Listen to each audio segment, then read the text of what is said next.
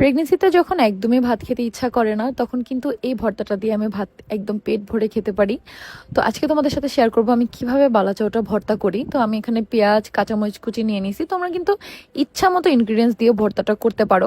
তারপর আমি এখানে নিয়ে নিলাম বেশি করে একদম সরিষার তেল, যেটা ভর্তা যেটা ছাড়া কল্পনাই করা যায় না। তারপর আমি নিয়ে নিলাম দেখো বালাচাও। এই বালাচাওটা কিন্তু স্ক্রিনে দেওয়া পেজে তোমরা পেয়ে যাবে, একদম অরিজিনাল কক্সবাজারের বালাচাও, যেটা শুধুমাত্র চিংড়ি মাছের, এর সাথে বাড়তি কোনো উপকরণ দেয়া নাই।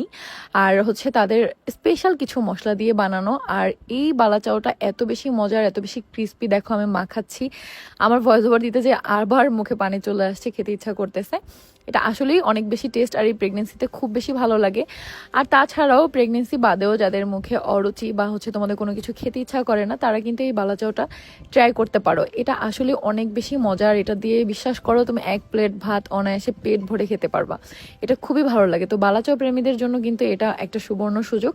তোমরা কিন্তু চাইলে স্ক্রিনে দেওয়া পেজ থেকে, এবং মেনশন করা আছে পেজটা, অরিজিনাল কক্সবাজারের বালাচাও বাংলাদেশের সারা দেশে যে কোনো জায়গায় বসে পেয়ে যেতে পারো। যে কোনো জেলায় কিন্তু হোম ডেলিভারি দিয়ে থাকে তারা। তো অবশ্যই বালাচাওটা ট্রাই করে আমাকে জানাবে যে কেমন লাগছে। আমার তো এটা এই প্রেগনেন্সির টাইমে সব থেকে বেশি ফেভারিট এই বালাচাও।